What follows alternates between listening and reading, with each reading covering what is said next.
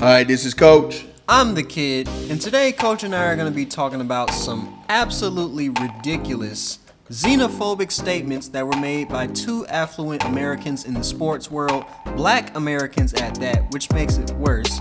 Talking about the South Sudanese basketball team that almost beat Team USA. So, before our reaction, we're going to play you those comments from Stephen A. Smith and Gilbert, and we're going to show you some highlights from the game to show that South Sudanese people can actually play basketball.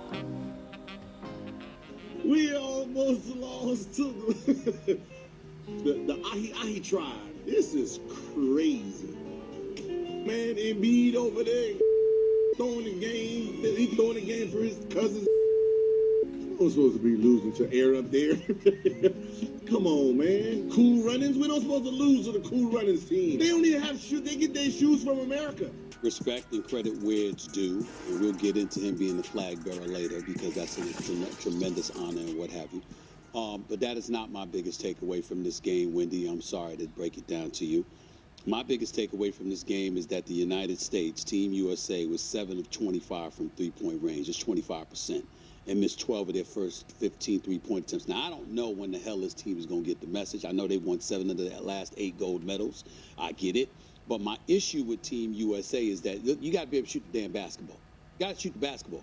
If you miss threes and a team like South Sudan ends up making threes, I think they made 42% of their three-pointers, 14 to 33 on three-point attempts. I mean, my goodness, that can spell trouble for you. Now, I want to put this in this proper perspective because we ain't going to let Team USA off the hook. It's an exhibition game, and you could have underestimated the competition and all that other stuff. I get all that. Let me just throw some nuggets of facts your way, Wendy. Not that you don't know it, but I'm going to remind our audience of this. And Harry, just in case you don't know, let me throw this out for you, all right? South Sudan, they qualified because they beat 11-time African champion Angola in last year's World Cup to qualify for these Olympics, becoming the lowest-ranked team to do so since 2004. South Sudan, playing in its first Olympics, just gained independence from Sudan in 2011. Let's throw that out there, okay? Did you know this fact? Did you know this fact? There are no indoor courts. There are no indoor basketball courts in South Sudan. Wow. Okay? So I'm looking at stuff like this. I'm looking at stuff like this. Major props to them coming out and fighting the way that they fought and what have you.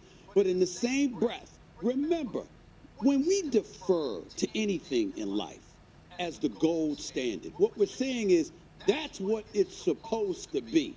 Not just in terms of results, but your level of focus. You see, when you have a team like the original Dream Team in Barcelona, you go over there, right?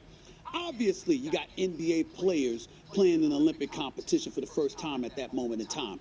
They go over there to send a message. We're the best in the world. Yeah. We're here to annihilate competition and to show you what the standard is.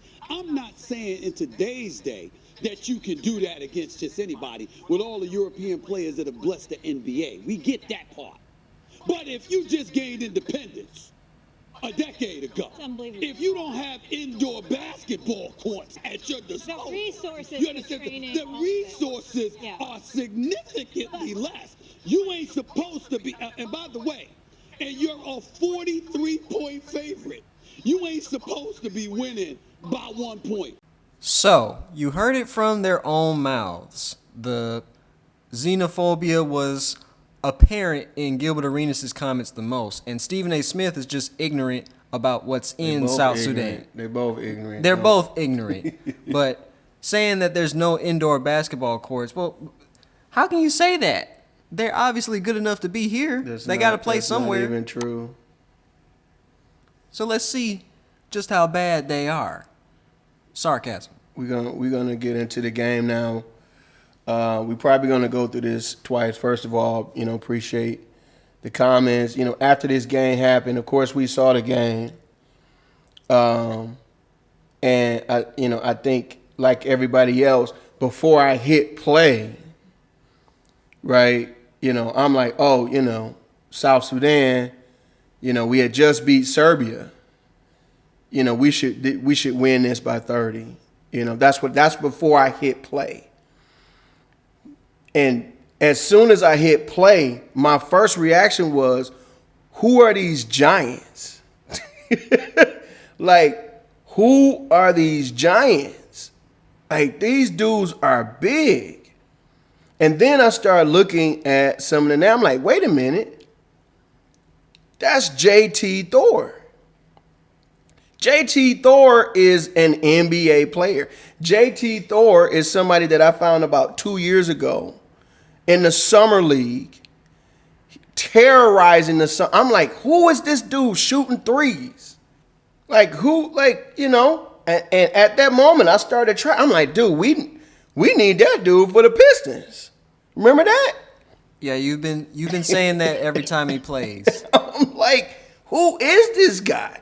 Right? And then we started seeing this dude, number 11, Shayok.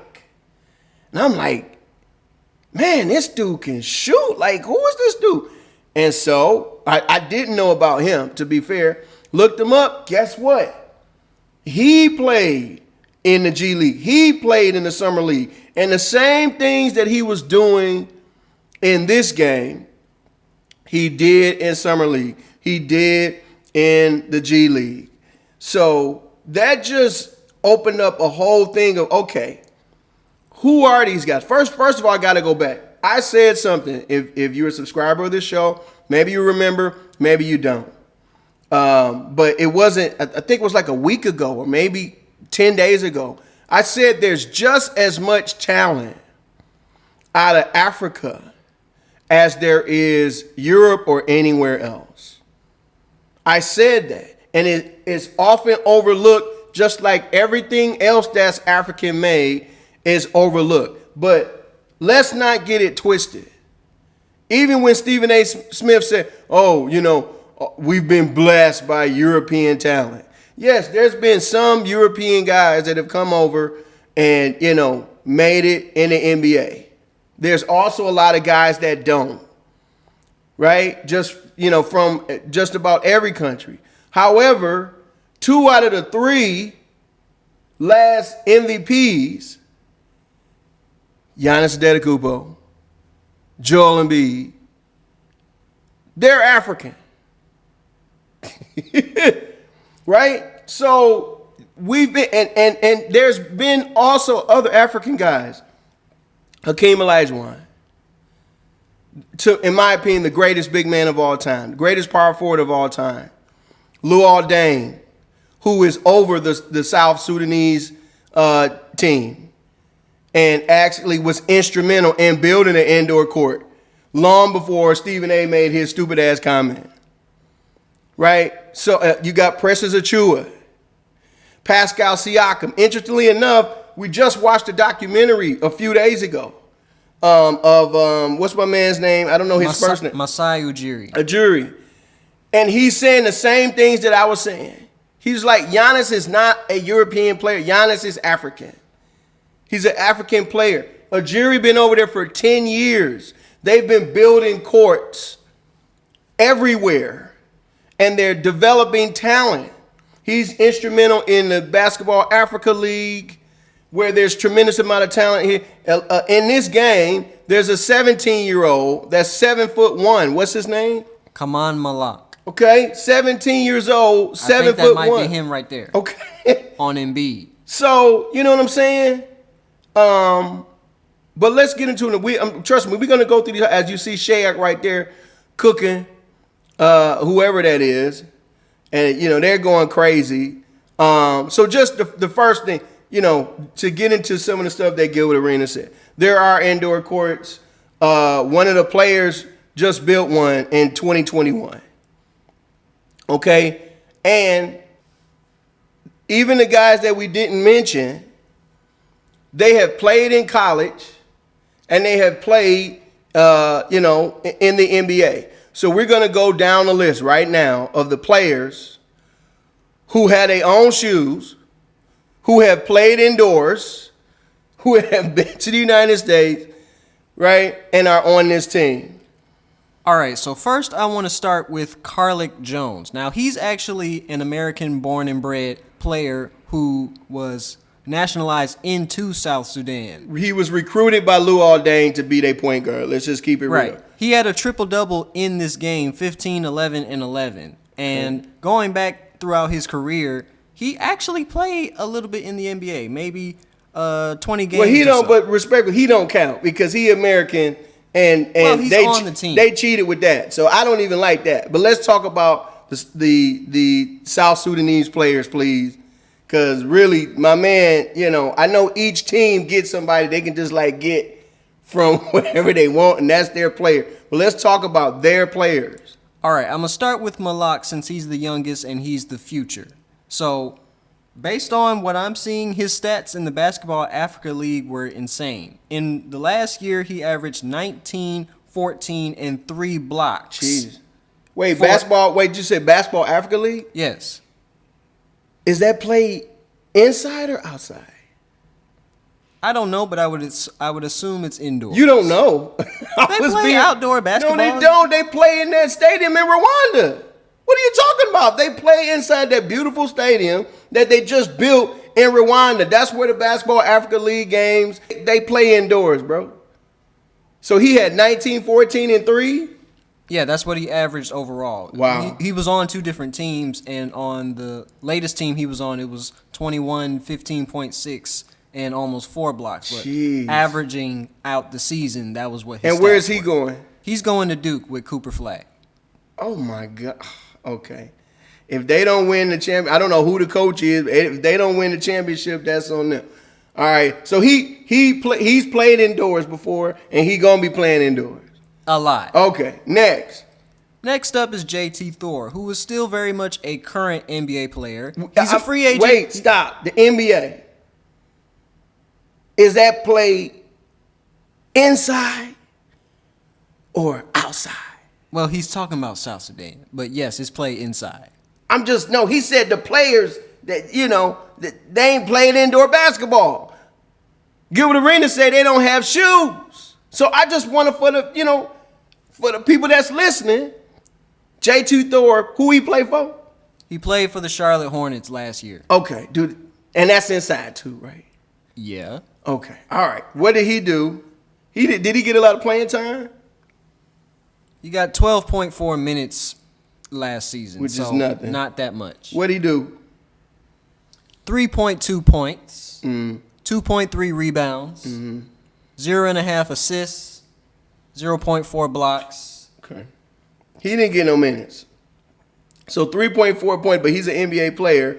In 12 minutes, extrapolate that to 36, and he averaging 10 points and about 7 rebounds. You got his 36 numbers? No, I don't. Okay, but I just have the per game. But that's what it is, about 10 points and 7 rebounds. We just had to do Isaiah Hartenstein.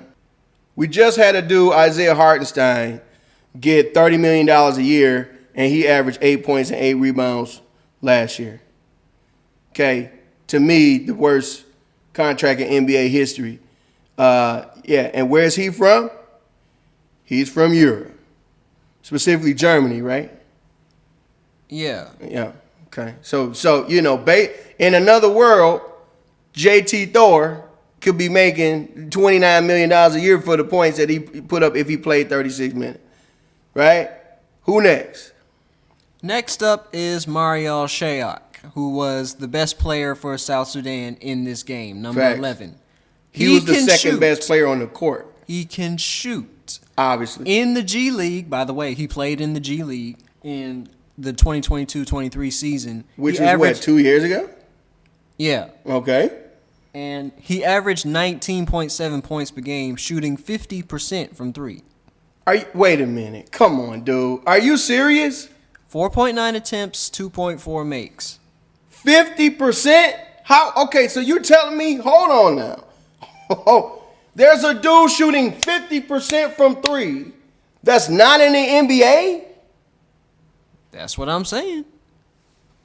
The 76ers drafted him 2 years ago. I mean, the 76ers like African players. They got Embiid, they got Shayok, but for whatever reason, they got rid of him. 50% from... Wait, dude. Come on, bro. He was a 5-year senior, though. So what? He came in the G League shooting 50%.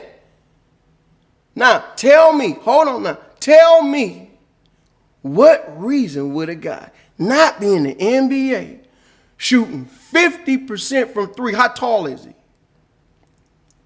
6'6". He's 6'6". He looks longer than that. So it's not like he's 5'11", right? 6 foot, he's 6'6", shooting 50% from three. How is he not on a team? We just had a guy come out of college shooting 50%, and everybody said he was the next coming of whoever. Who I'm talking about? Shepard? Reed Shepard. He's the next coming of so-and-so. Okay. Why is this guy shooting 50? Why? Again, remember I said, I would run, if I was the Pistons, I would run a team. And here's the unguarded layup that Rob Parker was talking. I don't know what he was talking. That was pretty much guarded, bro. You can run a team of G Leaguers and compete. You can run a team of, I was like, the Pistons should run. They draft picks in G Leaguers. And if you have good coaching, you win more than 14 games. You know why? Because it's guys like this that's not even on the team. I guarantee you, if the Pistons called Shayok right now to play in the NBA, he would. And we could use him. The Lakers could use him. 50% from three. What? And 45% the year before that he played, which was like 2020. So consistent. Where did he go to college? Iowa State. Okay. At least that was the last year. He was Right. somewhere else for the last 4 years. All right. Who else is on the team? Because I want to get into the specifics of the game a bit. Then there is Wenyen Gabriel, who has been a rotation player in the NBA for some time. I know that name. Who else we got? Those were the 5 best players on the team, so those are who I have. Okay. So they all played indoors at some point in their life. Huh? Yes. They all got their own shoes. Yes. They played against American talent. So, like, and something else Stephen A. Smith, I want to get into something he said, something that a lot of people say. Everybody keeps referencing the Dream Team. Listen, when the Dream Team came over, they had never seen American talent. The world had never seen it. And basketball was still very much a developing sport, when they came over. The dudes that they were playing against were asking for autographs on the court. I remember somebody going up Wait, what? Yes, I remember somebody going up to Magic Johnson while they were guarding him and basically took out something like, "Can you sign this?" Wait, a fan? A player. A player was like, you can look it up on YouTube, right? They were in awe of these guys. Let me make something very clear. Let me say something that a lot of you are going to disagree with. I'm about to say a lot of stuff that a lot of people are going to disagree with, but it's facts. If the Dream Team played today, they would get cooked. They would get cooked. These guys are different. These are NBA players now on every team. It's not the Dream Team would not be winning by 50. At the very least, it would be a lot more competitive. But I don't think the Dream Team would win. Y'all talking about this team can't shoot. That Dream Team couldn't shoot. They didn't have shooters on that team. Michael Jordan was not a great three-point shooter. Sorry to tell you. The game wasn't really about that. These guys are good from all these countries, man. Why? Because YouTube has exposed everybody. Players are uploading their workouts, right? You got behind the scenes footage. Everybody knows at least one of Steph Curry's workouts. You think that there aren't Africans out there who look at the Steph Curry video every day and practice like him and shoot like him? In fact, I know that there is one. I used to follow a guy like this on Instagram. I used to talk to him. I tried to get the guy to America. I contacted coaches on behalf of this guy. Right? And the only reason it didn't work out is because he was, I thought he was a high school player. He ended up being like 20 years old. So that wasn't going to work. But he studied Steph Curry. He used to upload his videos. He used to upload his workouts. This dude was shooting all kind of trick shots and everything on dirt courts. Speaking of which, Africa is not a country. Okay? So a lot of this ignorance and racism and xenophobia, whatever word you want to use, it just comes from the lack of knowledge and lack of understanding. There are 54 countries in Africa. I can't name them all. So how many can you name? Let's try it now. I'd say about 20 or so. Let's go. Start from A, or however you want to do it. So first of all, let's get South Sudan and Sudan out the way. Okay, that's two. Then you've got Algeria and Angola. That's 4. Then you've got Benin and Botswana, Cameroon, the Democratic Republic of Congo, the Republic of Congo. Those are 2 separate countries. Then you've got Togo, which is next to Benin. Then you've got Cote d'Ivoire, Nigeria, Niger, Libya, Egypt, Morocco, Somalia, Ethiopia, Lesotho, which is within another country, South Africa, Swaziland, Mozambique, Mali, Mauritania. Did I say Niger already? Yeah. I got off track now. Uganda, Rwanda, and Gambia, Ghana. You said Ghana, right? So that's like 25, 26 right there. And there's like 27 more. Right? Fantastic job, son. And the reason why my son knows that, and my daughter as well, is because how many years ago was that? Like 6 years ago? 5, 6 years ago? Something like that. I made them study the map of Africa, the continent of Africa, and then I made them, by memory, hand draw the entire continent of Africa with all 54 countries. And if they did that successfully, they was going to get something from me. And so both my son and my daughter were, they not by looking at it. They had to draw by memory. Right? Because I wanted them to not be ignorant. I used to be an ignorant American when I was about 12 years old. From the time I was started at 11 and 12, I've been traveling as a musician everywhere, right? My first international trip outside of Canada was Japan. And I was just blown away by Japan and everything it had to offer and so on and so forth. That's about the time where I stopped being an ignorant American, right? And then for the past few years, all I've been doing is traveling with my family. And we spent a considerable amount of time in Africa. Let me make something very clear, okay? The things that they taught us in America about many parts of Africa are just propaganda, right? I'll even make an admission before going to Africa, just keeping it real. Where we were going, we knew that there were streets and roads, and we knew that, but everything that we heard was, it's a terrible place. They're going to rob you. They're going to steal from you. They're going to, I once had a dude, I told him, where we were going. This was a barber, and he sat me down. I was in a European country, and he was cutting my hair, which was another experience altogether. And, I'm like, you know how to cut black hair? He's like, yeah, I'm actually, from Africa. I'm like, really? So I told him where I wanted to go. He stopped cutting my hair. He sat down, and he started crying to me.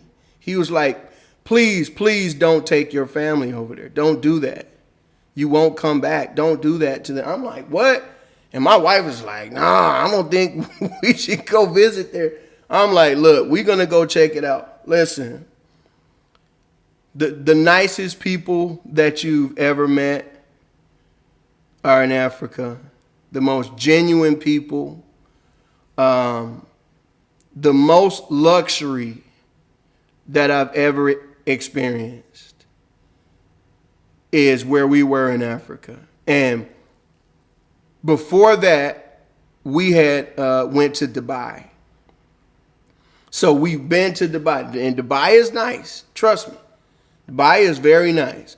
But in turn, the hotel we were in, if we could use that word, in Dubai, was like a Motel 5, not even a Motel 6. It was basic, right? But when we went to Africa, man, like the stuff was super top notch, man. So you just have to get out. You know what I mean? That's how you get the ignorance off you. You just have to get out. And it could have been this video. It could have been another video. It doesn't matter, because this is a problem. And this is where I'm about to get into ruffling some feathers, which I frankly don't give a damn about. As black men are the most critical people in the world when it comes to other black men. One thing that I really, really like about others is you don't really see them hating on each other that much. Even when the people are wrong, they stand by them. When they dead wrong, you don't hear them publicly making ridiculous comments about their people. Black people, we're the exact opposite. Somebody can be doing something great, and we always have something negative to say. It don't matter what they do. And nobody has been at the center of that more than LeBron. Listen, LeBron has been literally the example of what an athlete should be, regardless of their ethnicity or color. He has been the shining example as a dad, an athlete, a businessman, everything. And who gets the most hate out of any player in the NBA? LeBron. So much hate that it trickles down to his son. I don't know if y'all remember, but a couple years ago, remember I told you this, LeBron was playing, and remember he got this woman kicked out of the stadium, and immediately all the comments were, man, what's Bron doing? Bron done went crazy. No, man, Bron, he got too much power. Why he messing with a girl, right? Those were the instant comments. And then we found out what she said. She said, I hope your son dies in a car accident. Then what happened a year later? Bronny has cardiac arrest. The first thing that I thought about was that person's comments. I'm like, please don't let this woman's hate be true. Luckily, by God's grace, he was saved. So now, watch this. This dude just came back from cardiac arrest. I thought his basketball career was over. I thought it was over. And then I hear that he's going to USC. I'm like, oh, okay. Then I hear he's not going to start, right away. I'm talking about not start on the team, like not start playing. I'm like, okay, that's understandable. He needs to build his health back. So he comes back, and obviously he's a little bit rusty. Well, you would think the media would be like, well, he just recovered from cardiac arrest. Of course, he's not 100% healthy. Let's give him time. No, what you got was, oh, he doesn't deserve to be in the NBA. Oh, this is LeBron with nepotism. Like black people invented nepotism. It's not nepotism in every business, every place around the world, right? Anybody would want to do for their kids. If I'm in position to help my kids, I'm going to help my kids just like you're going to do for yours. Right? And Every little thing he did, like, imagine what that young man is going through. I was so happy for him when he had that little nice 13-point game. Man, you could just see the weight come off his shoulder, and he's handled it so well. You know why? Because of his daddy. But it's us black men that are constantly hating on each other. Even I can go back to Jesse Jackson. Here's Obama running for president. And here's Jesse Jackson, a historic black figure, making a horrible comment. He thought the mic was off. Making a horrible comment about, at that time, a black man who was just running for president. And we see it across sports. I've talked to young men that hate sports because, you know, the black dudes make fun of them, or, you know, whatever it is. People say they don't like going to school, all that. Man, we gotta stop that, bro. We gotta stop that. And I thought it was in poor taste for Gilbert Arenas, right, who's never won anything, right? Let me make this clear. This man has never won anything. He was a guy that could shoot. You know, he made some dribble moves, nice player, but he never accomplished anything because he was selfish. That's facts, right? And here you are, you have a platform, and you make these ignorant comments, not knowing the facts. These are the facts, ladies and gentlemen. Again, trigger warning coming. Here are the facts. All people that are now walking on the earth derived from Africans. Everybody, including white people. If we go back far enough, your ancestors, we all share the same father, and we share the same 3 mothers, all of us. And they are in East Africa, proven by DNA, irrefutable evidence. I don't know why people don't talk about this more. Not only that, Africans are smarter than Americans. I have experienced this personally. First, I heard about it. I heard about it from scientists that said it. I learned about it. I was like, really? And I've now experienced it for myself. They're smarter than us. You have guys that have built cars out of like plastic. Look it up. You have children who are 5 and 6 years old paint some of the most beautiful paintings that you've ever seen with just a pencil, with just a pen. You have kids at 5 and 6 years old that can recite the words of every country's national anthem.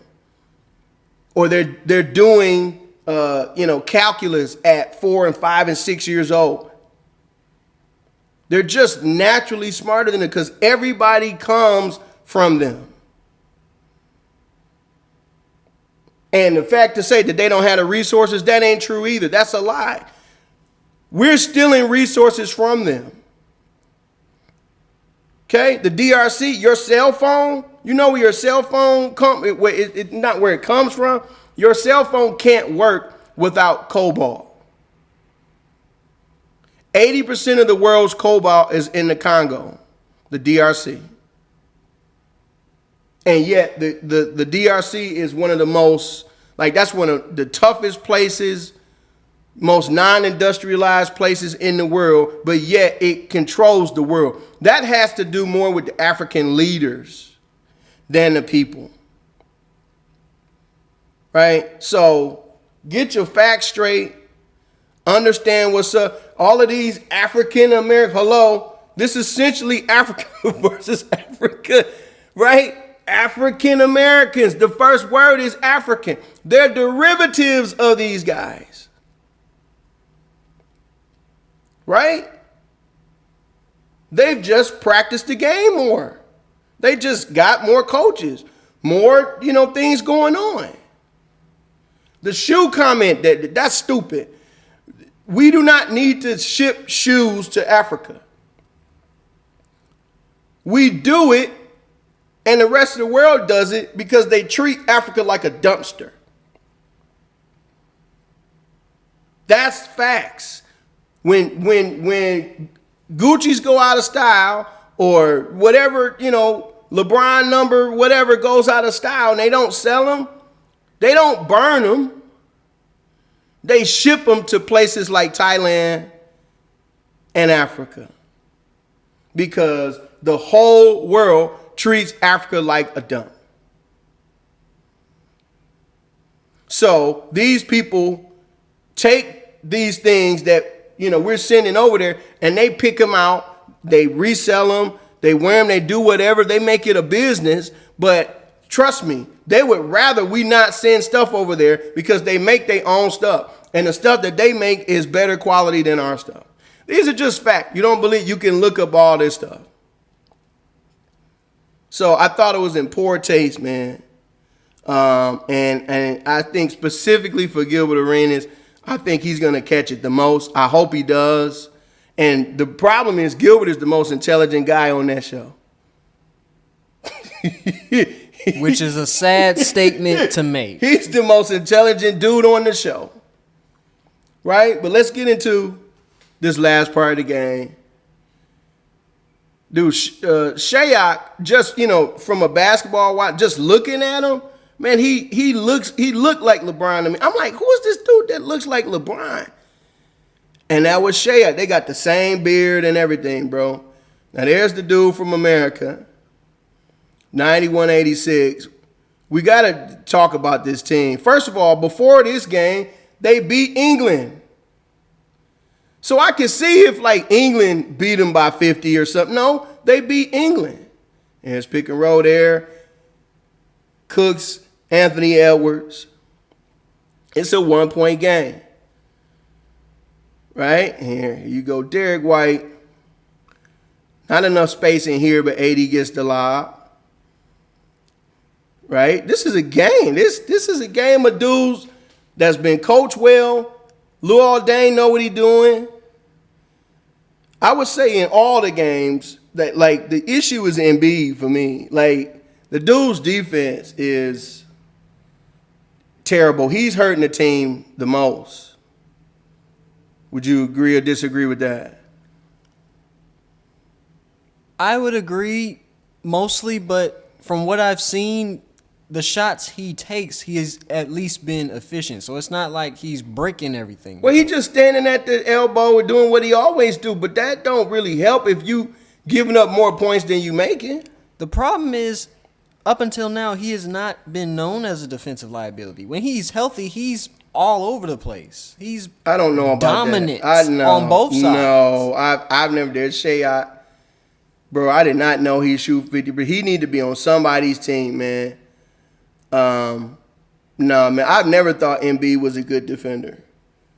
I know he's blocked some shots before, but he's not consistent enough because of his health, which is the biggest issue. To me, he shouldn't start. Who's that shooting? That ain't 11. Is that Thor? I'm not sure. Turn around. I think that was Thor. And then here we go. One thing we ain't got to question no more. Who the GOAT is. It was never a question in my mind. The debate has been over with.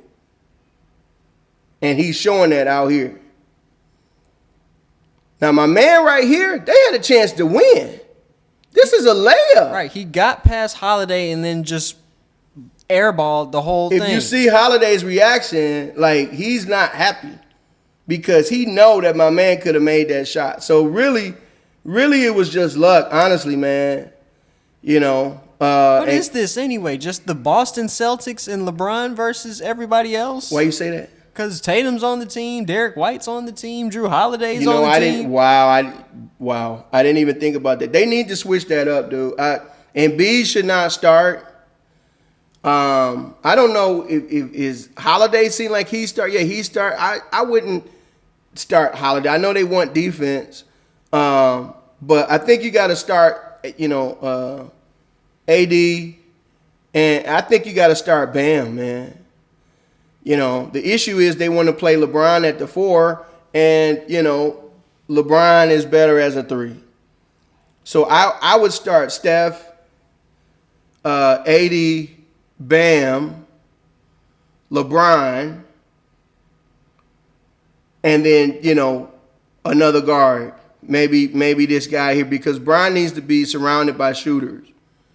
So, you know, you got D-Book. This is until, you know, Kevin Durant comes back. When KD is right, then KD needs to start. You know what I'm saying? Ant's not a shooter? Ant is a shooter, but Ant, again, man, this is exposing a lot of things. I don't know if I ever said this on the show, but I said it before that stars don't matter as much as you think they do until the last 4 minutes of the game. Pretty much any collection of professional players can play with just about any team for most of the game. Stars don't really make the difference unless they can take the game over, which the greatest takeover guy ever is on this team, and that's LeBron. You know what I'm saying? But Ant, like, you can't put everybody together. Like a lot of people say, oh, the greatest team of all time would be Kobe, MJ, LeBron, Shaq, and whatever. I can tell you right now that team would not be a good team. That team would not work. Why? Because Kobe need the ball in his hand. LeBron need the ball in his hand. Jordan wants the ball in his hand. Shaq wants the ball. It's only one ball. Like, that team would not be good at scoring. That would be a good defensive team, but they wouldn't be good at scoring. And you say that kind of stuff, and people say, man, what are you talking about? They're the greatest players of all time. Well, look at this team. You got Ant, good play there. You got AD, who's a Hall of Fame player. You got Steph, who's a Hall of Fame player. Obviously, LeBron is a Hall of Fame player.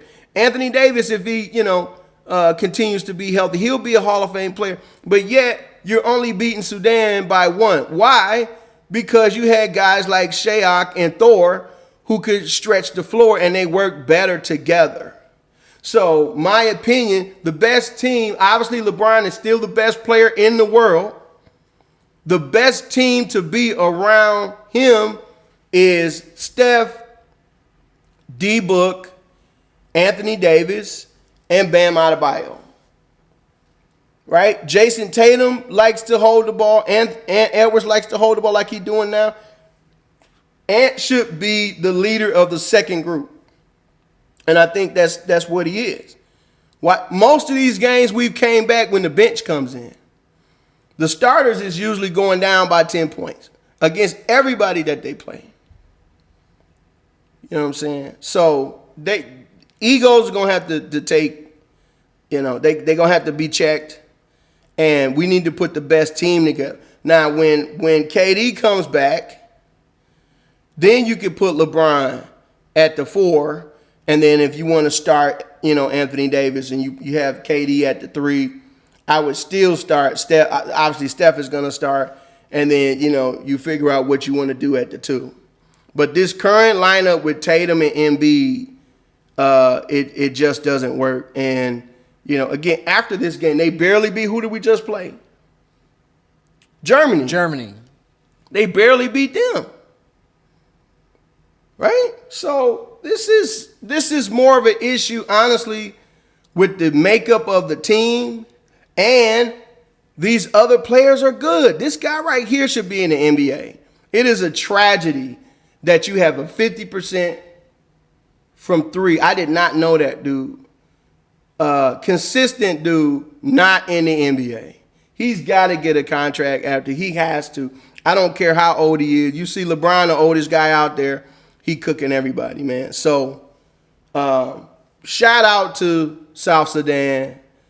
I hope this brings them so much more opportunities. I hope somebody sees this and invests, right?